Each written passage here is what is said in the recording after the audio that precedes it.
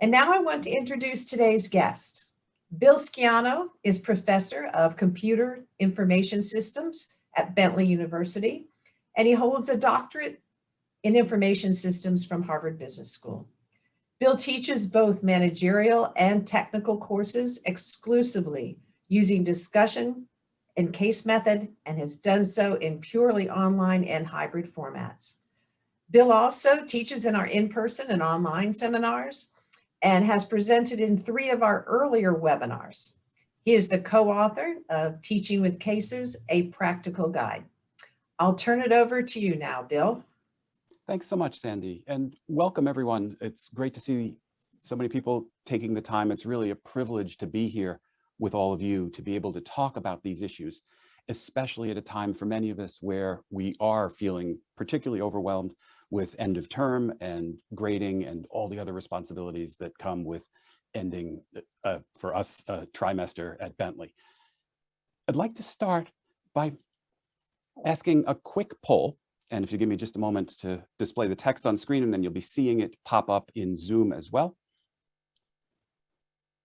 Asking about the formats that you're going to be teaching in the coming 12 months. I tend to think in academic years, so for us at Bentley, the new academic year coming in July 1. But in the next 12 months, what formats will you be teaching in? And please check all of the options that apply. I know many of you will be doing multiple ones. And obviously with the caveat that we don't know for sure what will happen with the pandemic, depending on where we're located.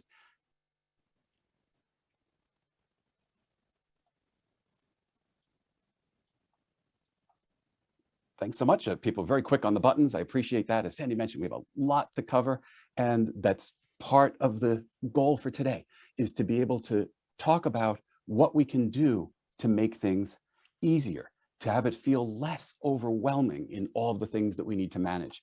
And I'm hoping to use as much of our time as possible to do that. So you can now see the results. We had 49% of you doing online synchronous, 71% will be in some form of hybrid, and then another 21% purely asynchronous. And I will talk a bit about purely asynchronous courses, but a lot of the focus will be more towards the synchronous time, because my experience for myself and working with faculty, as I have been for years now that teach online in various ways, that the cognitive load issues are particularly taxing in the synchronous and hybrid environment. Not to say that there aren't issues for asynchronous, so we'll absolutely address those, but I will spend a bit more of the time on the synchronous aspects, whether it's synchronous in the hybrid classroom or with purely remote students. When we were discussing the topic for the webinar and trying to come up with a title, I had originally pitched it as reducing cognitive load. We tried lots of other terms for it and kept returning to that terminology. So that was the title that we went to, and I'm glad you found it of sufficient interest to join today. But the question for me then became how tightly to tie it with a literature on cognitive load theory. And so I'm very briefly going to summarize it. I'm sure many of you are deeply familiar with this. I am not claiming to be an expert in cognitive load theory. I do think that as a reference point, it's incredibly useful to frame the situation that we're in. And I'll be referring to some of the concepts in it. But the key piece for me today, for all of us, is how can we feel less overwhelmed? That we have limited capacity in our brain, limited working memory. And in bad news for what we do, the more novel that information is, the more space that takes up in this limited working memory that we have. So we think about, and the framework talks about, 2 types of load, of cognitive load. Intrinsic, it's inherent to the topic, it's just there. We teach complex things, and good for us. The students learn complex things. I'm not suggesting we're not going to do that. But there's also extraneous load, things that are required for us to do in working memory while we're trying to accomplish the goals that are intrinsically valuable. How can we reduce that extraneous load? That's going to be a big part of our focus today. What can we do for ourselves as faculty? Put the mask on yourself first, and then on your fellow passengers or your children or your students. So what can we do to reduce our own load? I always tell people that teaching synchronously in hybrid or online is the hardest thing I do cognitively. And I'm an academic. There's just so much to do. And I'll get into that a little bit more in a moment. But reducing the extraneous and thinking about the executive function, the meta processing. What do I need to be thinking about and handling? What do I need to be regulating in terms of my behavior, in terms of my actions? And where is my attention? What should I be doing? And when I start thinking about what I'm doing in a synchronous class, it was, I got to say, almost unsettling when I put this list together as I was preparing for this seminar in terms of all of the things that I need to be thinking about. Who am I going to call on? Do I know their name? Do I know the name they prefer to be called? Very often the names that's on my registration list doesn't match the name that the student would like to use.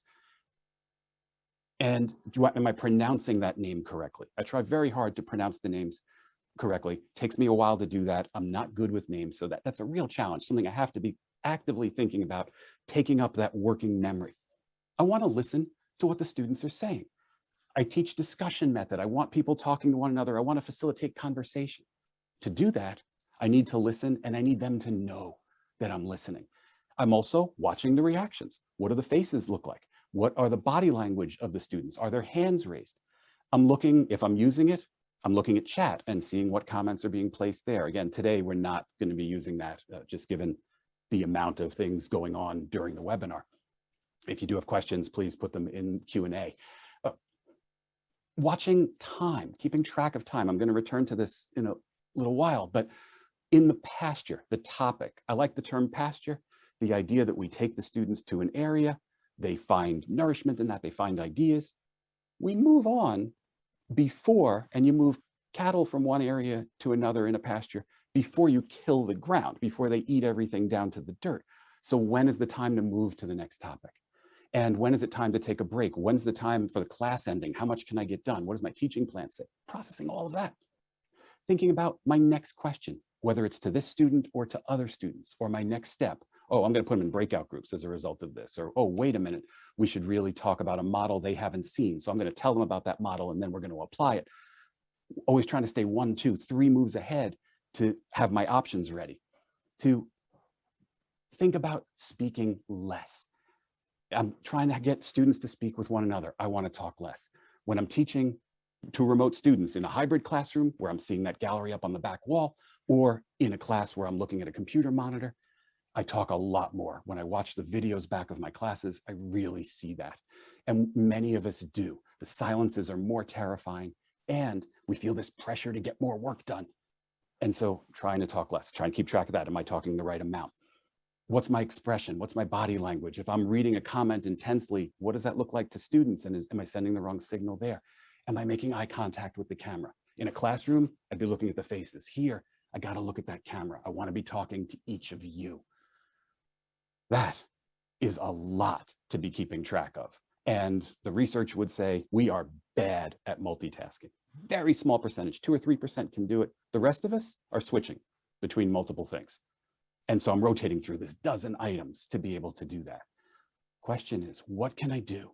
What can we do to reduce that? And you can imagine a list for students as well and all the distractions that they have during a class, especially the remote ones that have a toddler that needs to be fed, a dog that's barking. I have construction outside my house right now that's coming in.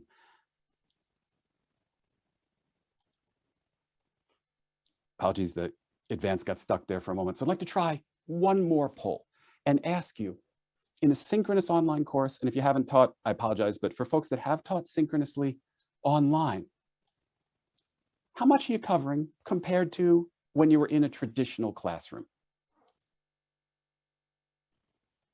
There's been a lot of assertions made by various people based on experience. I haven't seen research on this yet. I'm hoping many of you are doing that, and that's going to be coming. But I'm curious what your perception at least is of this. And we'll give a few more seconds for that. And I'm seeing a pretty wide distribution in the numbers. We'll share those up in just a few seconds. So I'll go ahead and share those at this point. And the distribution, we've got 23% that would say they're covering at least as much in the synchronous, which is great to hear and not what I've heard in a lot of discussions. And then you see a pretty wide distribution further down. And the most common between 60 and 80%. Part of the reason for that is because we're so overloaded when we're doing this, that our focus is not as good. If we're scattered, if we're switching attention sets, then we're not going to be as productive. There's been lots of other webinars, publications, videos that you can get to figure out, how do I get students more engaged? How do I get them more excited about the material? How do I motivate them to do this? That's not what we're talking about today.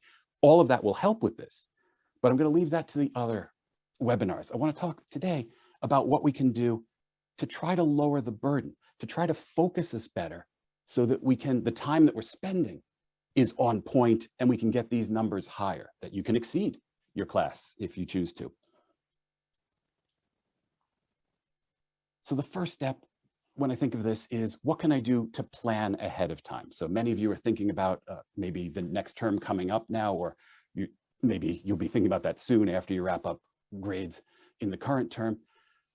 Can I reuse things? And define reuse here very broadly. Not just can I use the exact same material. Maybe you can, right? The newer the material to you, the more time is going to take you to produce that. So making sure that you're realistic about your time. The old Peter Drucker advice to just log your time for a few days or a week of a class and see how many hours you're actually spending. Is that the right amount of hours? Okay, good, whatever that number is. And in previous webinars, I've surveyed that, and there's a very wide range. For me, for a course, a 15-week course in a week, it's about 15 hours. What's the best way to spend those 15 hours? And if I have so much time to prep and I'm doing a new case and I've got to read all that new material, then I'm going to spend less time doing other things that might be useful. How do I balance that?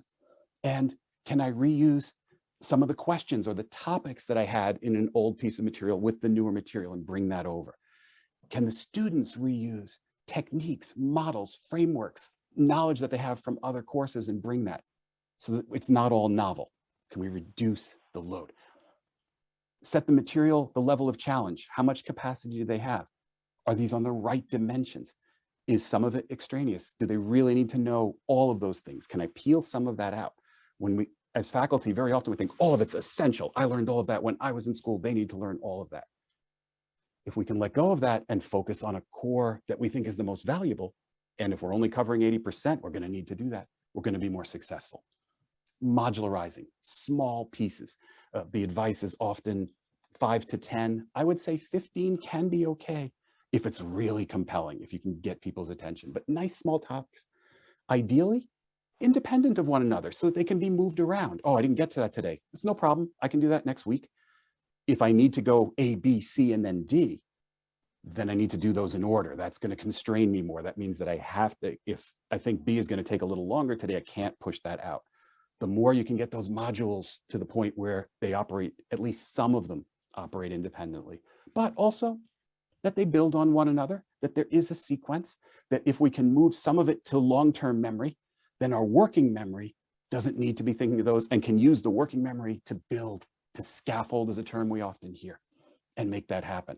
Integration. The more we're able to tie these topics together, tie the knowledge together to their life experience, to the work that we've done already in the course, to other courses, the more integrated, the more that moves to long-term memory, and the more that lowers the load in the moment. I teach case courses. They can often be very staccato. So I spend a lot of time thinking about where are the links in week 5. How can I refer back to 4, 3, 2, and 1 and tie that together? How can I refer back to the prereqs? Try to do that a lot. Try to make those links so that they don't have to only memorize something. It's part of a set of knowledge that they have. And encouraging preparation. Lots of content out there on how to do that. But how do we do that and lower their cognitive load in doing it? So I encourage group work. I encourage divide and conquer. Have different people read different aspects and summarize it so that the other members don't have to learn all of that novel for themselves for the first time. And maybe use asynchronous elements for that, whether it's discussion forums or other techniques to be able to build those kinds of questions. I saw there was a question about how much we train our students or how much help we give our students in being better multitaskers, in giving them study skills and other things. That can be very helpful. That's going to take more of your time. Is that intrinsic to your course? Is that valuable enough to you in what you're doing? That's, for me, the question I always want to return to. In terms of conducting the class itself, so you've done your preparation and now you're in the room, either physically in the hybrid room, or we're in a synchronous class, or you're sitting at your computer interacting asynchronously. Teaching plans. Have a level of detail for that. Here's what I want to accomplish during this session, and obviously much more important for that sort of planning for synchronous. And here is what I want to accomplish when. The level of detail is what's going to be useful for you. My colleague, Espen Anderson, he and I have worked together for years, co-authored the book, and he will take a piece of paper, draw out a picture of the boards in the room, or draw a framework, and that's his teaching plan. I've got a 4-page Microsoft Word document with lots of topics, and some of them highlighted because I want to be sure to get to them, with timings against all of them. What's going to help you in that room be calm to say, I know I've got a plan. I don't need to be thinking about the plan because it's there if I need to refer to it. What's going to lower your stress level? What's going to lower your load? If Espen and I switch plans, we'd both be miserable. And thinking about in the classroom, the idea of a gift.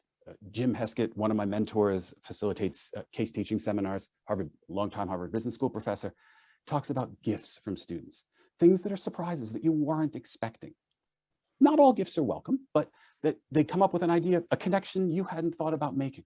If that's going to lower the intrinsic load, they just related it to a topic you talked about 2 weeks ago you hadn't thought about. Accept that gift, build on it, reward that for the class so that we get more connections.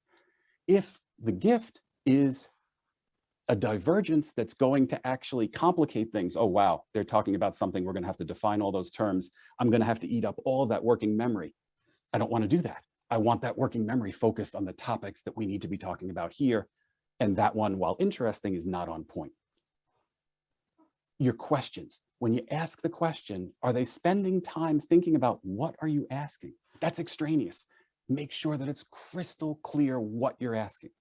What you're asking can be very complicated. That's great. That's intrinsic working memory. We want to be using working memory for that. That's good stuff. Not so complicated they can't process it. You've got to calibrate that. But I see so often, it happens for me, that I'll ask the question, but I made reference to a framework that they weren't as familiar with. What is that? Did I really have to do that in that question? Is that helping me focus them on what I want them to be thinking about? Great questions are a huge part of success in any teaching, but especially in any teaching where we're looking to build interaction. To have call lists. Who do I want to call on? And maybe who do I not want to call on? Oh, wow, they worked in that industry. I want to call on them during that topic. I'll make a note. They talked too much last week. I want to hear from other people. But you don't have to do that all by yourself. So one thing is not calling on people that had their hand raised for 10 minutes and they want to talk about something we've moved on from. That's an old hand is the term that's often used. My colleague Vijay refers to it that way. But if you want new ones, you can just say, you can have your list. That's great. If you don't have a list, you can say, we'd like to hear from someone that hasn't spoken today, or that didn't speak last week, or who has never done a role play in class before. Sure, you could keep track of all that and take meticulous notes and bring that to class. That takes time. Maybe you've got a better way to spend that time.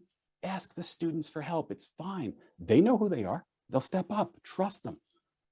Be aware of your presence and what the effect of that is having. Where are you paying attention? What are you doing? They're going to follow your lead in terms of focus. And if you're modeling these behaviors well, they will follow that.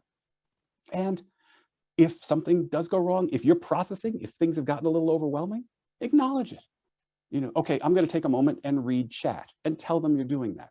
You do not have to be superhuman. You can't be superhuman. Students know that, but they would like to know what you're doing. Don't go silent for 2 minutes just staring at something. Narrate what you're doing. Point out that there are some interesting things. I want to put you in groups, but give me a minute to think about how to structure that so that you can be the most productive in those groups. If you're narrating it, if you're telling them, You don't have to have it all on the top of your fingertips all the time. Very hard to do that when you have so many other things in working memory at the same time.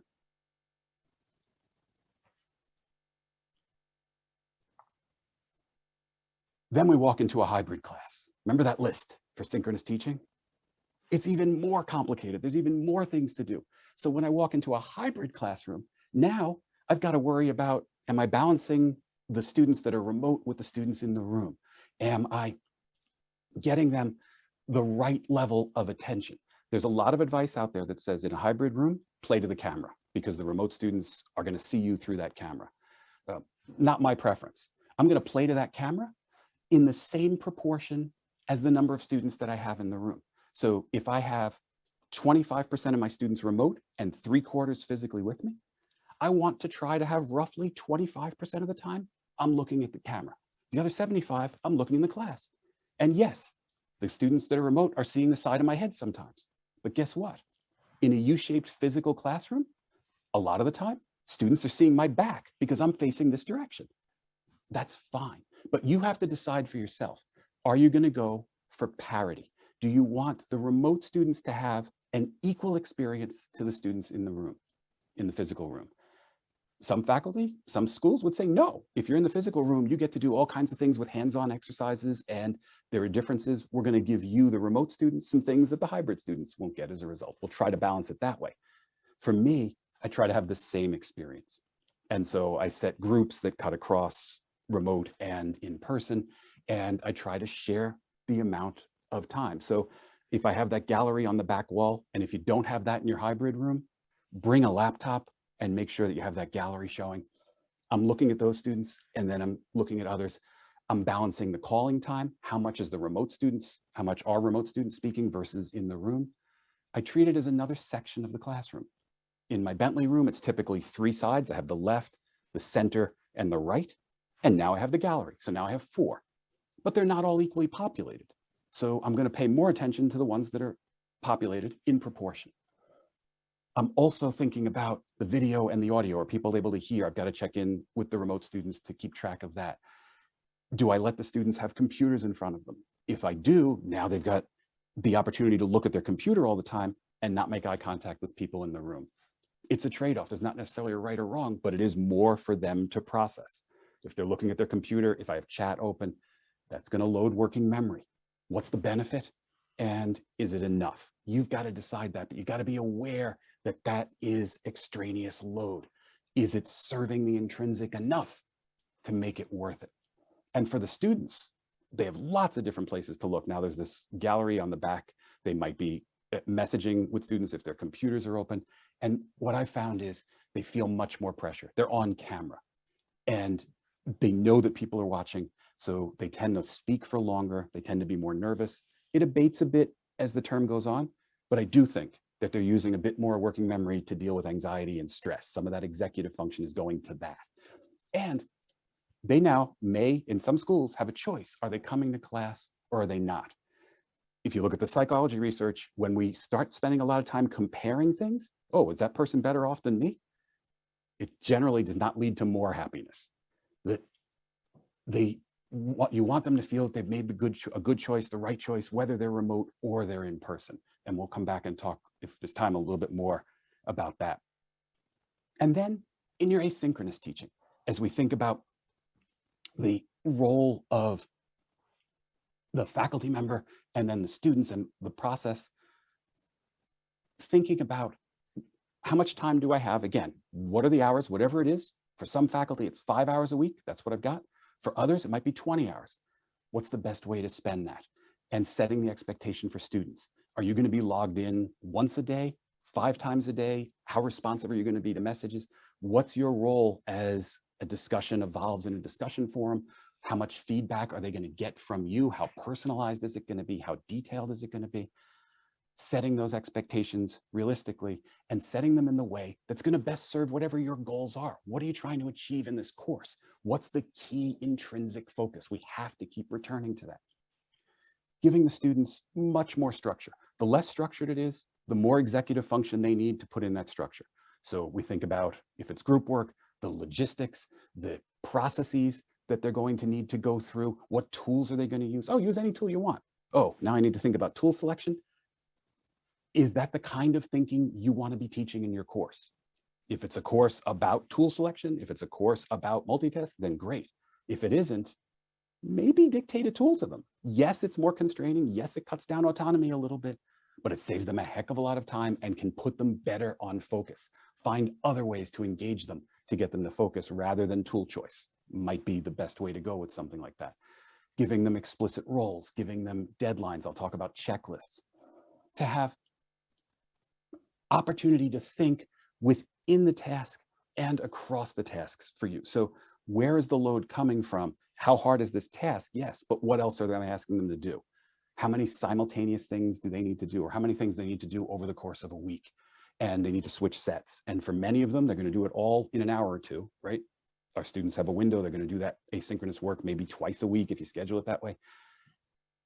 Are they focused on the right things? And are we overloading them? Maybe I don't need 4 separate tasks. If I gave them 3, they might be more successful in focusing on those. These are hard choices. Letting go of content is really difficult for us. We know how valuable all this content is. It's why we do this. But trimming it down may actually lead to a dramatically better outcome. And for 75% of us, we've got to cut 20% of the content, or more. Finding ways to do that doesn't harm the most important focus. Simple tasks don't raise working memory needs as much, but many of the simple tasks we're asking for, maybe they're not necessary. Are we giving students busy work that really isn't accomplishing all that much? Can we automate some of that or eliminate it and give them challenging tasks that are going to be rewarding and break those down into manageable pieces so that they can do it in the working memory they have available? And maybe even increasing the challenge, finding really good, appropriately challenging work for your students and calibrating it as you always have for them. Is this too complicated? But again, they can do more complicated work if you free up more of their working memory, if you allow them the opportunity to focus better on the hard stuff that matters.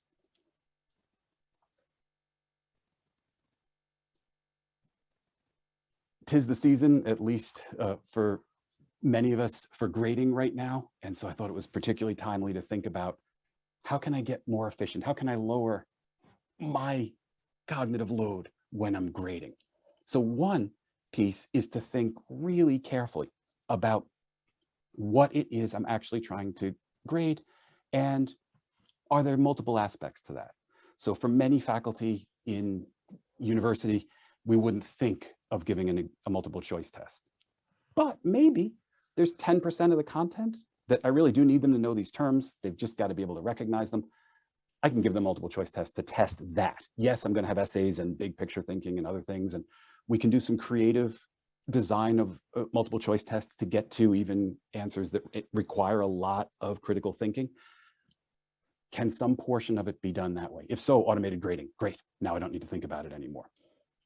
Manage the cognitive load. Am I going to give them a timed test? How aggressively is it going to be timed? What's going to happen to them during that? Give the students more responsibility. Use peer feedback. Let them exchange their projects, their assignments, their papers, and get feedback from each other. Go a step further. Let them grade it. Give a rubric and have students apply it. You can grade the grading if you want. You can formally train them. But a lot of faculty are having great success with this, that the student grading is actually very well correlated with the grades they would have received from the faculty member. Maybe you can now have more graded assignments. I know so many faculty that feel research pressure and all this other work that I need to be focusing on besides teaching. So I'm not going to have 6 graded assignments. I don't have time to grade 6 assignments. Maybe you grade 1 or 2 and give them a higher level of feedback, and they get 4 graded by their peers. And that's still useful feedback. They get more information. You get less work. The students build a skill set. If you give them enough time and enough structure, that doesn't have to be overwhelming for the students. Leverage the LMS. I mentioned the automated grading. A lot of the tools, Blackboard, Canvas, others, have rubrics where you're reading the paper, you click on a box in the rubric, and then it calculates the grade. Student sees that feedback automatically. Many of them have Speed Grader, Quick Grader, where you can just click, shows the paper on the screen, and you can provide the feedback by annotating it, writing in comments, or using your voice or opening a video. So you could be just reading the paper, and as you're reading it, you can be talking to the student. And that's the grading. I find that dramatically faster than typing in comments and highlighting text and doing that. And the more time that I can save on that, the more I can give thought to the feedback that I'm providing. The extraneous part for me is actually the provision of that feedback. And maybe other options. Can you have a joint exam with another course that is doing similar work? Maybe there are ways to think about that, or joint assignments that can be graded so you can share the grading load with other faculty. And I'm doing oral exams this term. So next week I have 57 oral exams, and I find it actually energizing. I find grading generally draining. I do it. Sometimes there's some interesting things that I learn from it, but I don't find it to be something that makes me feel great at the end of it in terms of my energy level. With the oral exams, I get to talk to the students one-on-one. I don't always get a chance to meet all of them one-on-one in other contexts. And so I do that. I take 15 minutes for the exam, and then at the end of it, I give myself a break to complete the grading of it, and the exam is graded. Takes me roughly the amount of time it would take to grade an essay exam, maybe a little bit longer, but for me personally, so much more pleasant. And I think a better reflection of what they know. And most of the students have said they prefer it to sitting in a 2-hour or a written exam. Just things to keep in mind, ways we could think about grading a bit differently. As we get overloaded, all professionals get overloaded. Lots of people get overloaded. One of the great ways to address that is with checklists. And the book that I have highlighted there, the Checklist Manifesto, Atul Gawande, a surgeon at a Massachusetts hospital, writes for the New Yorker, was looking at medical errors, but talks about lots of other uses of checklists as well. And in particular, the classic example of pilots, that before a plane takes off, there is an extensive checklist to make sure that the plane is in working order, that all the materials are in the right places, that the switches are set to the right configurations. And if a problem happens in the plane, if a warning light goes off, if the plane's behaving badly, there is a checklist for nearly every situation. And the best practice is to go through that checklist, because otherwise you're so stressed out, your working memory is compressed, you may forget steps, you may misanalyze something. Checklists help. So I've shared just one checklist, but you can imagine lots of them. You can imagine checklists for your students to remind them of the things they need to do. Some LMSs will produce that automatically for them. Here, there was a question in the Q&A, what tool do I use for this? This is Google Keep, which is Google's Android product, but it's also online. I'm in the Android Windows world. I'm sure there's an iPhone app that would do the same thing. It lets me create as many items as I want in my phone and then check them off. And then the next time I need to do it, reset the list, and it's right back there. And you can see, I won't go through these, but you can see the level of detail. This is for me. I have a pretty complicated hardware setup with some software configurations that are tricky. You do not need to emulate me. I am not a role model. But I wanted to share mine. Your checklist might be shorter, might be longer, might be very, very different. But I go through this before I teach online. It got to be 28 items because I forgot something. And so I added it to the list, never forget it again. Could I do this? Would it be the end of the world if I didn't use the checklist and missed it and did? Yeah, probably not. But for me, my anxiety goes up if I think I may have forgotten something. If I'm in class, I'm thinking, what did I forget to set up? That's eating up a good chunk of my working memory. I want that to be with my students. What's going on in the class? Who's thinking about what? Who should I call on next? That's where I want my mind, not, oh, shoot, I didn't set up the floor mat. My knee is going to ache after about an hour of standing on this floor. And the first one, just as an example, small glass of water.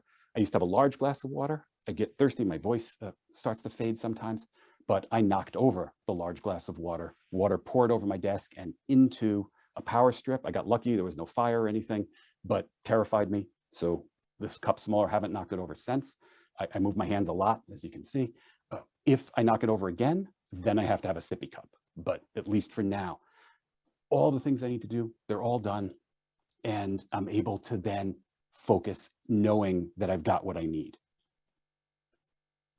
Also, doing other things to get rid of load. There's a model in psychology called daily hassles. And the idea is that little things that you have to do all the time, errands that you run, not having those done, the dry cleaning sitting in your car, back when we used to get clothes dry cleaned and be out and about, and I certainly hope we're getting back to that. But if you haven't some sort of hassle, that you have a dripping faucet, something that you notice and just irritates you, alleviating those leads to surprisingly large increases in inner peace, happiness. And so here are just a few of the things I find irritating that are hassles for me when I'm teaching online. Not knowing the time. Do I know what time it is right now? You saw the things I need to be thinking about. So I wear 2 watches. That way, whichever arm is extended, I've got a chance to glance at my watch. I have a computer monitor clock in the lower right, but to look at it, I need to do this. It's a tiny font. It's way on the edge of my 49-inch monitor.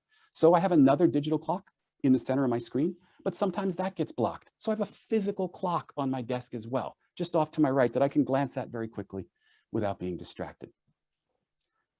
I write a lot of things during class. I'm trying to get better about doing it digitally, going paperless. Still struggling a little bit with that. So I have trouble finding pens. My desk is now littered with pens. No matter where I reach, I can get to a pen. Not an optimal system, but it works. I don't have to worry that I can't find a pen when I need it. I have 7 pads. I can write all over the place. Noise. I mentioned this construction outside. I redesigned my computer just before the pandemic hit. I rebuilt it to quiet it so that it didn't need the fan noise kicking in, because that bothers me. I have padding on the door to the room so that if my wife's on another call, that we're not interfering with one another, because she doesn't like to hear my voice during meetings, and I don't want to hear other background noise. So if I can get rid of that. Sightline. I found that if something's in my peripheral vision, I'm distracted and I look over, and my working memory's not like, what was that? I don't want that. I used to have a microphone on a boom off to the side, off camera, but I could see it. It was driving me nuts. So I switched to a lavalier mic that I clamp on, which also gets to my next one: physical encumbrances. I want to be able to move. I have about a square meter here to be able to step back. I'm on a green screen behind me. The way our house is laid out, this was my space for the pandemic to be able to teach. And I want to be able to move. I have no wires now. I can move anywhere, and the audio comes with me. If for some reason I needed to walk over and get a piece of paper, you can still hear me even while I'm walking away. I have my suits tailored so that my arms can go up in the air without ripping anything. Physical movement for me matters. That helps me flow. That helps me find a good space when I'm teaching. And communication overload. I'm not good at handling enormous amounts of data coming at me all the time. I'm much better when I can focus, when I can pick something and work on that. So I'm not on social media. I don't have a Twitter account. I don't have an Instagram account. I don't use a Facebook account.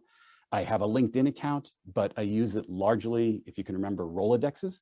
So it's a phone book for me. It's a way to be able to find people, but I don't use it very much at all as a social tool, because I don't want to have that distraction.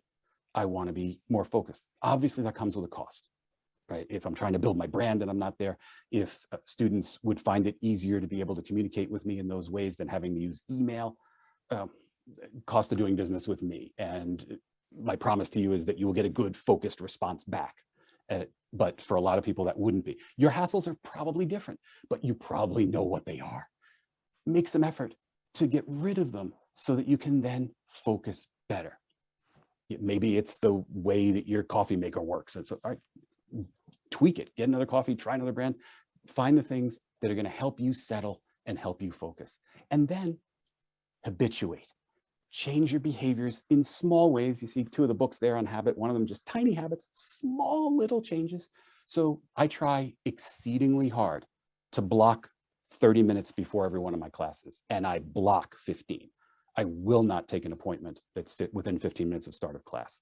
I want that time to go through my checklist before online, but also to review my syllabus and think about what do we do the last 5 weeks? What are we doing for the rest of the term?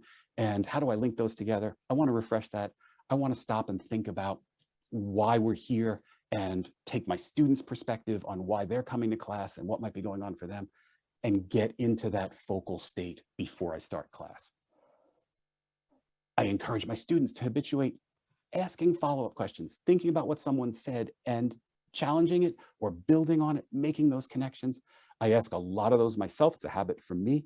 And getting the students, when they give their responses, I now, by the end of term, will have students saying, oh, but you're going to ask me why that model doesn't apply. And I'm going to say yes, but they're already asking for themselves and they're putting it in their analysis, that they're challenging themselves, learning critical thinking by habituating thinking about follow-up questions, just a technique that I've been using. And I ask them to use their classmates' names rather than saying this person or that person or somebody, like, oh, who? Use the name. It's going to help build that community, all the things around engagement. If we can habituate that, whereas if they're struggling, if they're not, if it's just routine that we do this, once it's a habit, it moves out of working memory and into long-term memory. You talk about muscle memory, like things we just do automatically. The more that we can habituate that, the more it frees up the working memory to do the things that we think are the most important. Some of that, and this is a huge challenge for many of us, involves not doing some things, making conscious choices to decide against doing certain things. And here's a list of things I would very much like to have done. Some of them for this very seminar, or I'm sorry, webinar, and some of them for my courses. So one thing is, you've seen my slides. We've been together now for 43 minutes, and they're not very flashy. I use the Harvard Business Publishing template. I think I use it reasonably well. They're neat. The words are, I believe, all spelled correctly. They're in a good order, but they're not graphical. I don't think graphically. It's not something that comes easily to me. So if I was going to go through and think, oh, how could I turn this into a picture? That's hours of work for me. And I could go and get some training and try to expand my mind. I would love to do that. I have decided I don't have the time, that that's not the best use of my time. I hope you found these useful, but for some of you, a picture, seeing a picture and words, that repetition, those two different ways, creates links, makes it easier to move it out of working memory. So my lack of that representation absolutely diminishes the learning experience for some of my participants, for some of my students. The trade-off is I'm spending that time with refining the ideas, refining the concepts, learning more about the best practices that I can bring to you. It's all a trade-off. It's all a finite amount of time. The literature, I mentioned the cognitive load theory. It's great stuff. I've read the classic article. I've read the book that I cited. I would love to do a doctoral level dive, spend 6 or 8 or 10 weeks trailing back the literature, learning where it came from, learning all the nuances of it, looking at all the applications. Wonderful. I'm an academic for a reason. Not the optimal use of my time. That's extraneous to the heart of what I'm trying to do, using the 80-20 rule, that I've got 80% of that knowledge. Very much interested in the 20%, but it's not worth riding that asymptotic curve for me. I have a teleprompter in this bag. It arrived a couple of weeks ago. I ordered it thinking, wow, it'd be really cool to do this on teleprompter and be able to make even better contact with the camera and see my slides behind that. I right now have the camera propped up in front of my monitor, so it's the slides are behind it. Sometimes the words are a little hidden. Would love to have done it. It's going to take me a full day to get it configured in the tripod and the camera and the settings and the lighting and everything else. And then at least a day of practice. That was 2 days. I had other things I needed to do, so I didn't do it.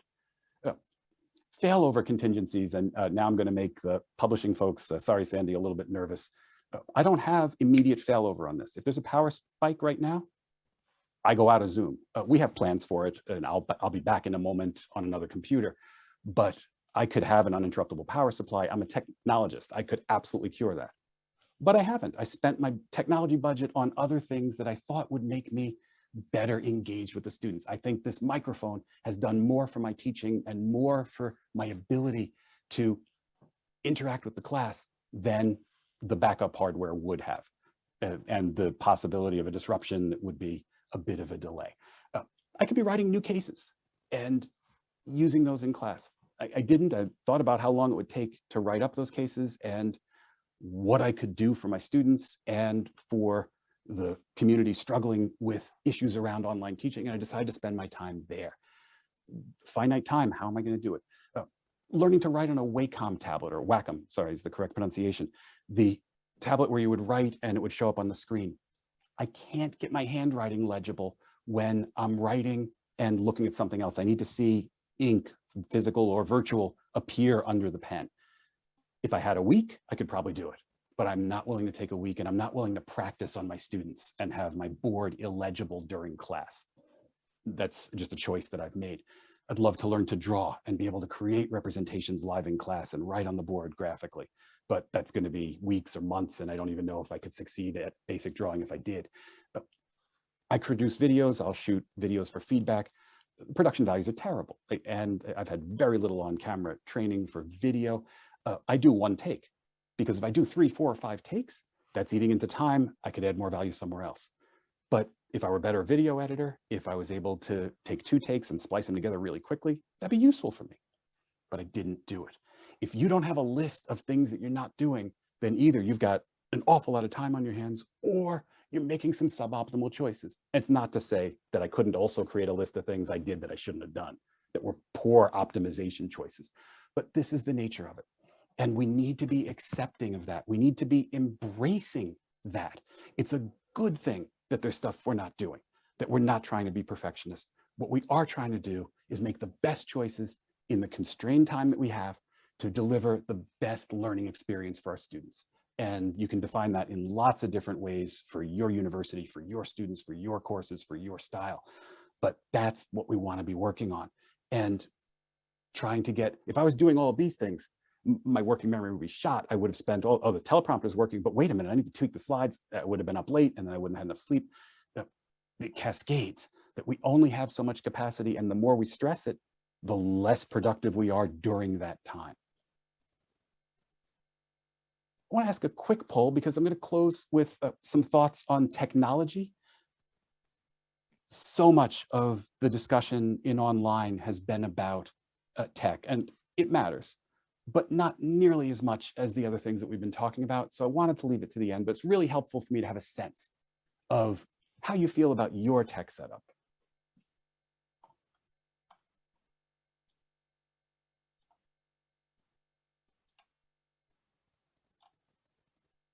And we see, again, a pretty wide distribution. So I'm going to go ahead and stop the poll at this point, because the numbers are certainly coming in settling. So we have 17% that are satisfied, that the tech is where they want it and they're happy with it. Another 35% that not looking to add any more tech, the portfolio's there, but I would like to make better use of it. And about almost 50%, 48%, looking to add to the technology portfolio. For the people that are satisfied, that is absolutely great news. The only thing that I would say there is that you want to make sure that you understand what's possible in the rest of it. Like, what might you be able to accomplish? And then the choice that you made might be exactly right. But I believe that if you made it as an informed choice of what you could do, so if you had this, you could do this. You think, no, I do this quite well with my existing tech. Adding more tech is going to be one of my hassles. Adding tech is going to stress me out. The simpler it is, I just want to sit down at a laptop and that's my class. I don't have anything else. I clear my desk.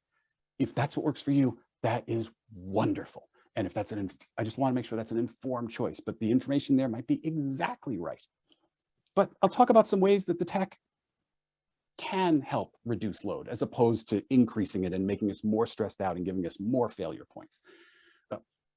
I mentioned the second monitor, being able to see your students in a hybrid classroom, absolutely critical. In a virtual class that you're teaching from home, all remote students, it really makes a big difference to have that gallery of students, the faces there all the time, and then in a separate space, all of your tools for the video conferencing, the shared documents that you're using, your PowerPoint slides, everything else, that the faces are there all the time, assuming that you can get faces. Maybe you're teaching simultaneously and a lot of your students can't turn on video. That's discussed in other webinars. I won't get into that here. But if you have student video, make sure you can see it. The bigger they are, our brains are designed to recognize and process faces. Use that. That's not working memory. We can do that without loading ourselves cognitively. You can see facial expressions, you can see body language while doing other things. Make the best use of the tools. Zoom has evolved tremendously, as has WebEx, and all the other tools have added a lot of new functionality. So are you using that to your best effort? Are there things that you're processing that Zoom could do for you, that you can automate some of those things? Having buttons for actions. I have on my desk here a Stream Deck. This is a piece of hardware with 15 buttons, and you can see there the Adobe PDF, there. I push that, it opens Adobe PDF for me. I can control my lights, I can pop up the chat window or the participants window. A number of colleagues recommended that to me. They said they love being able to push a physical button and something happens on their computer. That makes their life so much easier. It really reduces their cognitive load. Hasn't helped me. I haven't really pushed it. I've had it for about 6 months. I rarely use it. The one thing I do use it for is to take screenshots. So I have a button there that just says screenshot, and it will take a shot of the screen, which allows me to then see the gallery at a moment in time, see whose hands were raised at a particularly crucial moment in time. I find that help. Outside of that, you can do the same thing with software. You can write macros and automate things so that you push one button and it opens all 6 shared documents for you at once, for instance.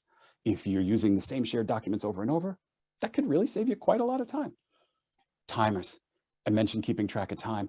Keeping track of time in the class. When I watched back videos of my courses, I found that many of the breaks were not actually the promised 10 minutes, that there was 8.5 or 9 minutes.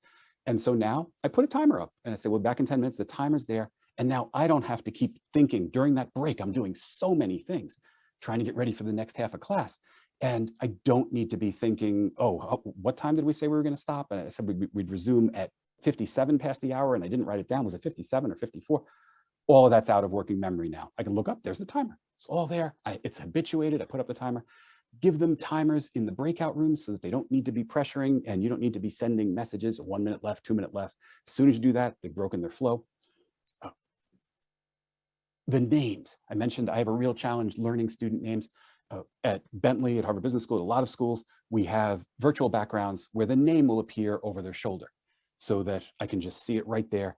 In Zoom, it'll appear at the bottom, making sure that that name matches the name they want to be called. And it's not their email address or their spouse's name or something else on the computer, that they've changed it, that it's the name they want to be called so that we can habituate using the names. I mentioned messaging. I have a lot of colleagues that use Slack or other messaging tools. Students will send them a question and it'll be on their phone, it buzzes, they take it out, real quick answer and back. They love that. The faculty love it, the students love it. And it saves them a long email from a student that requires a long reply. It's a quicker turnaround. It fits more with the way a lot of businesses work. I won't do it because for me, it's just too distracting. I don't want to be working on writing an assignment and have 5 or 6 interruptions in the course of a half an hour with Slack messages that I need to get back to. So not for me, but maybe for you.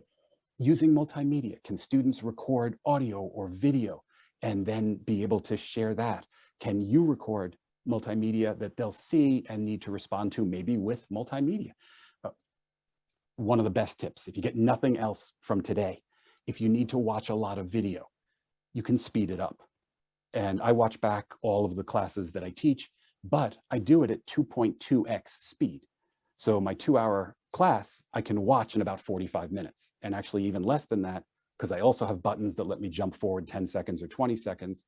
If I remember the point that the student made, I don't need to watch that whole point. If I'm talking and I know what I said, I can skip past that. So really in half an hour, I can review substantively the performance of students in a 2-hour class with that speeding function. If you listen to audiobooks, podcasts, you can also do it there. Mail merge, being able to take a file and send customized things. Bob, didn't see you in class today. Really looking forward to hearing from you next class. You didn't just send it to Bob, you sent it to Alice and to 12 other people that were on the list.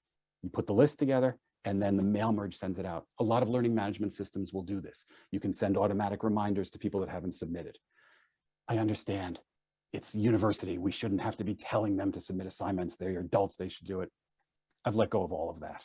I used to think of it as infantilizing. Now I just think of it as, I'm going to lower their cognitive load. I'm going to send them reminders. I'm not going to give them an F because they forgot something, because they were overloaded with all the things that they were dealing with. That's not the skill set I'm trying to teach them. I'd love to teach them that. That would be a wonderful skill set. That would be a valuable skill set for them. It's too much for me to layer on top of the intrinsic data I need to teach them about enterprise architecture or project management or strategy. And then in the hybrid, are the students, I mentioned, going to have the computers? Those could lower the cognitive load if their job is to be looking at the computer for a certain period of time, and you get them focused on that. Then they're not distracted by the gallery in the back. They're not distracted by what you're doing physically in the space if they're focused in. And maybe a couple of extra cameras so you don't have to worry about whether or not the student that's speaking is visible.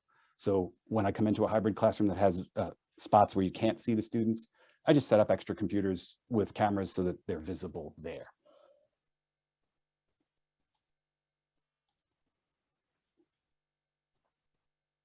Just wanted to share a few closing thoughts.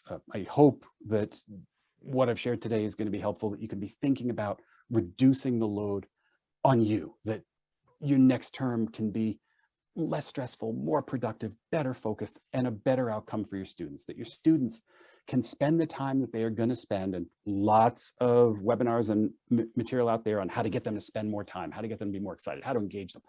But once you've done all that, that the time they're on task is productive and useful and focused where we want them. Have empathy for yourself. This is hard, this is taxing, and it's hard and taxing on your students. Doesn't mean that we're not going to make it taxing. Doesn't mean it's not going to be challenging. I never apologize for how challenging my classes are. They are very challenging, but the challenge is the right challenge. Let go, easy advice to give, really hard advice to take. But if you're not willing, you still can't let go of perfectionism, at least think of it, constrained optimization. Best use of those 15 hours, 10 hours, whatever time you have. Self-care helps. If you're better rested, if you're taking care of yourself, maybe it's caffeine for you, but whatever it is, to be able to come in most likely to be able to be your best self. But you're not always going to be your best self, and that's fine. You don't have to be. You just want to do the best you can with where you are at that moment. And then finally, just to close on a note, allow it to be fun. Doesn't mean it's frivolous, but to enjoy it. We're going to spend a lot of time together with our students. Let's make that rewarding in many ways. Thanks so much for your attention. I'm going to turn it back to Sandy now.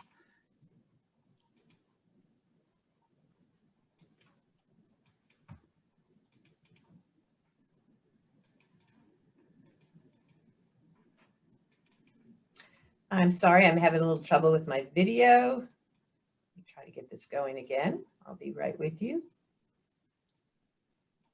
No problem, Sandy. It's definitely,